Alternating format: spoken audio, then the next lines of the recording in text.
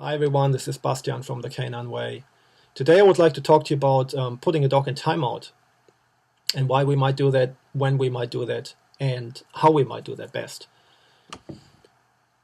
We often use timeout for children, and it can be quite an effective way to draw a line and stop behaviors. In a similar way, timeout, or rather isolation, is used in nature when a pack member might be removed from the pack, might be driven out of the pack, if they behaved in a way that's completely inappropriate or where they crossed the line. And that might, in an extreme way, might be the end of that dog or that wolf if they're not allowed back into the pack. Obviously, in our domestic situation, it's not that stark, but the same principle applies where removal from the pack can be quite a strong message. That's also one reason why dogs often play up when they are separate from you, or when pack members go separate ways when you're out and about. So we can utilize that if dogs misbehave. So another situation might be when you don't know what to do anymore. Your dog is playing up, you don't know how to get through to it, you don't know what to do. Maybe you're at your wit's end. Maybe you just want some space and some peace and quiet, and the dog is misbehaving. And if you don't know how to otherwise work with that particular behavior, you can always use timeout or isolation or removal from the pack, removal from you, as a reprimand. And the way to do it effectively is to simply go up to your dog, get hold of its collar, and walk it away without a fuss, without a word, but you make it happen at the same time. If the dog doesn't want to walk, you put it out nevertheless. You walk it into a room, close the door. You put it outside, you close the door. Or you might tie it up somewhere. The important part is to do that without making a big drama, without making this big display, but at the same time you want to be clear and firm and not muck around when you do that. So that it is a consequence for a certain behavior or not listening, and the consequence is you're removed from the pack, you're by yourself now.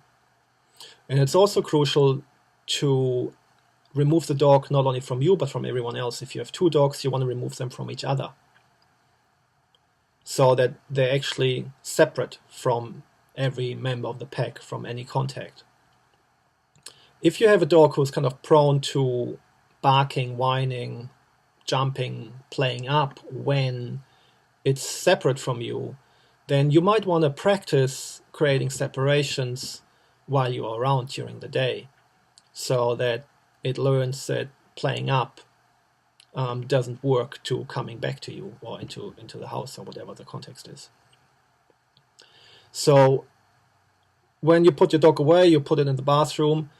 The other part which is important, that if your dog is prone to kind of whatever chewing stuff or getting into, might even harm itself by ingesting some materials, you just want to make sure that you prepare that room up front or that place up front so that the dog can't destroy anything and it can't harm itself. And then it's just important to let it run. Some dogs might play up, bark, whine for 5, 10, 15, maybe even 20 minutes. In extreme cases it can be longer, and then it's usually required to interrupt that behavior one way or the other. But for most circumstances, if you just let it run for a little while and completely ignore that behavior, the dog usually will stop and be quiet. Once that's the case, you can just open the door and let the dog back in. If you need to remove your dog for similar behaviors again and again and again, you want to increase the time a bit. So you want to wait before you let it back in, maybe initially 5 minutes, then you make it 10, 15, 20, etc., maybe even an hour or 2 hours if you have to. And in most situations, that's quite an effective way of getting a message through to the dog. It's obviously more effective if you can deal with a situation and the behavior as it occurs, rather than removing the dog from the scene.